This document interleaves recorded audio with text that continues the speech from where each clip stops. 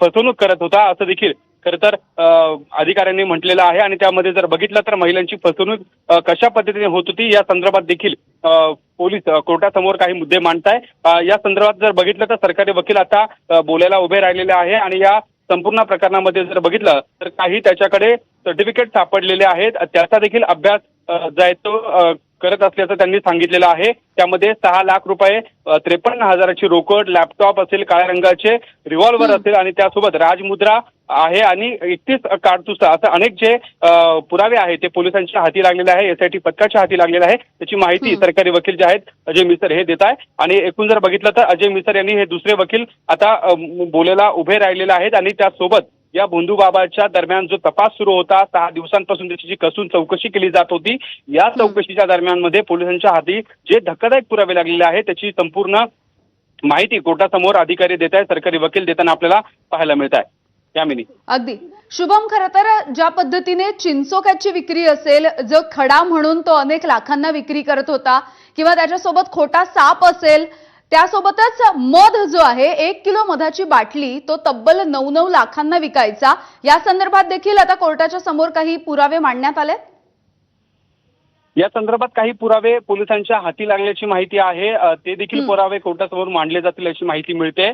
खरं तर जे काही काळे कलरचे चिंचुके ह्या भोंदूबाबा वापरत होता आणि त्याचा वापर खरं तर काही पीडितांना वेगवेगळ्या प्रकारचे खडे बनवून देत होता किंवा त्या ठिकाणी ते त्याचा वापर करून ते घासून त्यांना तयार केलं जात होतं आणि ते लाखो रुपयाला विकत होता अशी देखील माहिती समोर आलेली होती। आणि त्यानंतर जर बघितलं तर जे मध होतं त्या मधामध्ये काही औषधी ज्या वस्तू आहेत ते मिसळत होता आणि या महिलांना देत होता, त्यानंतर या महिलांचं लैंगिक शोषण केलं जात होतं अशी देखील माहिती समोर आलेली होती। आणि या संदर्भात देखील आता कोर्टासमोर माहिती दिली जाते आहे। जर आपण बघितलं तर ज्या पूजाविधी या महिलांच्या केल्या जायच्या, ज्या पहाटेच्या वेळी असायच्या, मध्यरात्रीच्या वेळी असायच्या, ज्या पद्धतीचे या पूजेच्या दरम्यान काही पुरावे जे SITच्या पथकाच्या हाती लागलेले आहेत ते देखील आता मांडले जात आहे। एकूण जर बघितलं तर यामध्ये 67 वर्षांचे हे सगळी माहिती आहे ती आपल्याला समोर येताना पाहायला मिळते। 30 वर्षाच्या मुलीची लैंगिक शोषण हा करत होता आणि जो आरोपी आहे त्याचं वय वर्ष जर बघितलं तर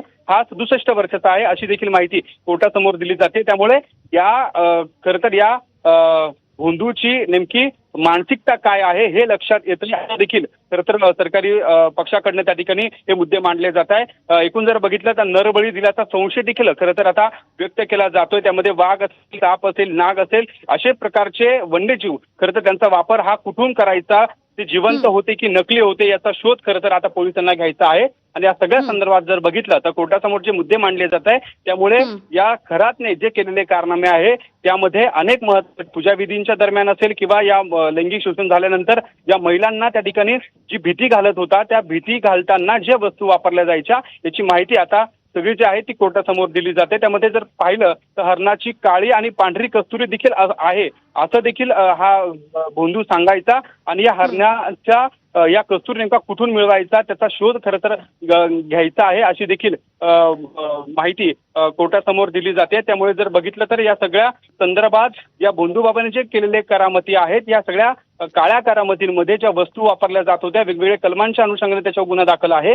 या संदर्भात जर पाहिलं तर त्याचा तपास करायचा आहे, यासाठी खरं तर आता सरकारी पक्षाकडनं ही बाजू मांडली जाते।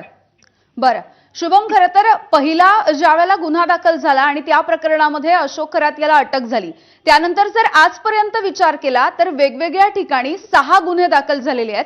त्यामुळे या सगळ्या गुन्ह्यांच्या संदर्भात जी चौकशी होते, तपास होतोय, ती सगळी माहिती आता कोर्टाला दिली जाते का?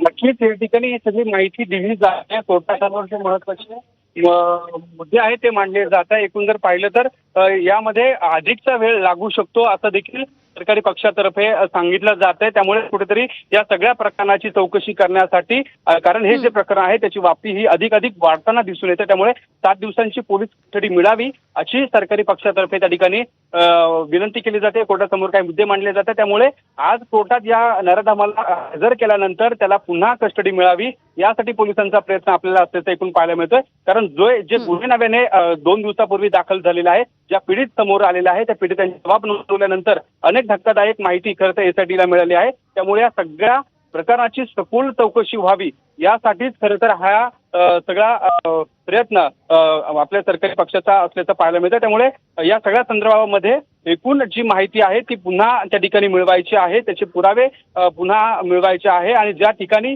या भोंदूबाबाने जर आपण बघितलं तर ज्या मिरगावच्या मंदिराच्या परिसरात असलेली विहीर, त्याच्या फार्म हाऊस मधला जो परिसर आहे, जो गार्डनचा परिसर आहे, त्या ठिकाणी असलेले कुठे नाग, त्यांनी कसे ही सगळं भासवलेलं होतं त्याचा देखील तपास खरं तर करायचा आहे. आणि त्यामुळे या सगळ्या संदर्भात पोलिसांनी कस्टडी खरं तर 7 दिवसांची मागितल्याची माहिती देखील आता मिळते. यामिनी बरं.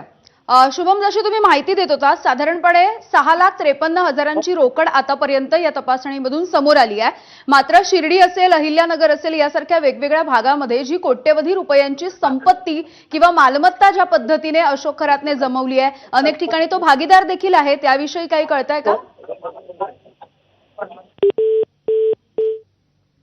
आमचे प्रतिनिधी शुभम बोडके आपल्याला या संदर्भातली माहिती देत आहेत. सध्याची आपण ही दृश्य बघतोय, ज्यावेळेला खरातला नाशिकच्या या कोर्टामध्ये आणण्यात आलं तेव्हाची ही दृश्य आहेत. आणि सध्या सरकारी वकिलांकडून युक्तिवाद केला जातोय. पोलिसांकडून देखील पुन्हा एकदा पोलीस कोठडीची मागणी अशोक खरातच्या केली जाणार आहे. 7 दिवसांची पोलीस कोठडी द्या अशी मागणी केली जाते. खरातला वन कायद्यानुसार देखील शिक्षा होऊ शकते, कारण आतापर्यंत कस्तुरी असेल, वाघाचं कातडं असेल किंवा सापाची कात असेल, अशा पद्धतीच्या वेगवेगळ्या गोष्टी या तपासामधून समोर येत आहेत. रोकड देखील सापडलेली आहे. अधिकारी सूर्यवंशी हे सध्या गुन्ह्याची माहिती कोर्टाला देत आहेत. त्यामुळे आता पुन्हा एकदा अशोक खरात याला पोलीस कोठडी मिळणार आहे का हे बघणं महत्त्वाचं असणार आहे. आरोपीने आतापर्यंत अनेक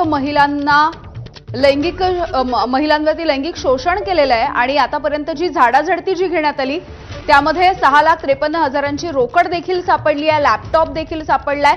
अर्थात या लॅपटॉपमधून आणखी काही धागेदोरे, आणखी काही पुरावे सापडतात का याकडे लक्ष असेल. खरातकडे एक काळ्या रंगाचं रिव्हॉल्व्हर देखील होतं, ते देखील सापडलंय. सोबतच 5 बंदुकीच्या पुंगळ्या देखील सापडल्या. त्यामुळे ह्या ज्या 5 राऊंड होत्या त्याने नेमक्या कुठे फायर केल्या याविषयी देखील तपास सुरू आहे. पुन्हा एकदा जाऊयात, आमचे प्रतिनिधी शुभम बोडके आपल्यासोबत आहेत. शुभम, सध्या सरकारी वकिलांकडून युक्तिवाद सुरू आहे आणि ज्या पद्धतीनं ते कोर्टाला माहिती देत आहेत की आरोपीकडून जेव्हा झाडाझडती घेतली जाते वेगवेगळ्या ठिकाणची, तेव्हा 6,53,000ची रोकड सापडलेली आहे. सोबतच त्याच्या वेगवेगळ्या ठिकाणच्या ज्या मालमत्ता आहे, त्याची भागीदारी आहे, त्याविषयी कोर्टाला काही अवगत केलं जातंय का?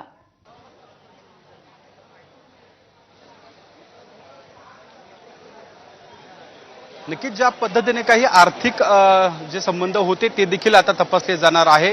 एकूण जर बघितलं तर आयकरच्या माध्यमातून देखील या सगळ्या गोष्टींची तपासणी केली जाणार आहे. काही महत्त्वाची कागदपत्र खरं तर या एसआयटी पथकाच्या हाती लागलेले होते आणि त्या अनुषंगानेच खरं तर हा तपास पुढे सुरू होता. आणि आपण जर बघितलं तर आता या ठिकाणी आरोपीचे जे वकील आहे संजय भाटे हे आता बोलायला उभे राहिलेले आहे. 7 दिवसांपासून हा तपास सुरू आहे. त्यांचं म्हणणं आहे जे व्हिडिओ जमा केले आहे किंवा सोशल मीडियावर जे व्हिडिओ व्हायरल झाले आहे, आरोपीचे वकील हे सगळं सांगताय. यामध्ये जर बघितलं तर काही डीव्हीआर लॅपटॉप जे मिळाले आहे, पैसे मिळाले आहे, त्याचा उल्लेख कुठे आले नाही किंवा त्याचा शोध बाकी आहे का, असे काही प्रश्न देखील आता आरोपीच्या वकिलाकडनं उपस्थित केले जात आहेत. जे द्रव्य पाजले गेले होते त्यासाठी पीसी वाढून जो मागितला जातोय, खरं तर अधिकाऱ्यांनी ज्या पद्धतीने काही मुद्दे मांडले होते त्या संदर्भामध्ये जर बघितलं तर 7 दिवस रिमांड दिली आहे. त्यामुळे पुन्हा रिमांडची काय गरज आहे असं आरोपीचे वकील संजय भाटे बोलत आहे. आणि कोर्टामध्ये जर बघितलं तर सरकारी वकिलांकडनं जे महत्त्वाचे काही मुद्दे मांडले गेले त्या संदर्भात काही प्रश्न हे आरोपीचे वकील उपस्थित करताय. काही डॉक्युमेंट घ्यायचे नाहीत किंवा रजिस्टर ऑफिसमधून कागदपत्रे मिळू शकतात. त्यामुळे रिमांडची काय गरज आहे, आरोपीची त्या ठिकाणी काय तपास अजून करायचा आहे, असे प्रश्न त्या ठिकाणी उपस्थित केले जात आहे. आणि त्यावर आता सरकारी वकील देखील जे ते बोलायला उभे राहिल्याची माहिती आपल्याला मिळते. एकूण जर बघितलं तर यामध्ये काही पैसे मिळून आलेले होते, काही कागदपत्र मिळून आलेले होते, महत्वाचे काही त्यामध्ये डॉक्युमेंट देखील होते. या संदर्भात एसआयटी ज्या पद्धतीने तपास करत होते त्या एसआयटीच्या तपासामध्ये अनेक महत्वाचे पुरावे समोर आल्यानंतर कुठेतरी आता सरकारी वकिलांच्या माध्यमातून जे कोर्टासमोर मांडले जात आहे या संदर्भात प्रश्न आरोपीचे वकील जे आहे ते त्या ठिकाणी संजय भाटे हे त्यांनी बोलताना काही प्रश्न उपस्थित केल्याचं आपल्याला पाहायला मिळालंय. बरं शुभम, यामध्ये ज्या कस्तुरीचा उल्लेख केला जातोय किंवा वाघाचं कातडं असेल, साप होता तो खरा होता की खोटा होता या संदर्भात अजून माहिती जमा करायची असं देखील कोर्टाला सांगितलं गेलंय. त्यामुळे वन कायद्याच्या अंतर्गत देखील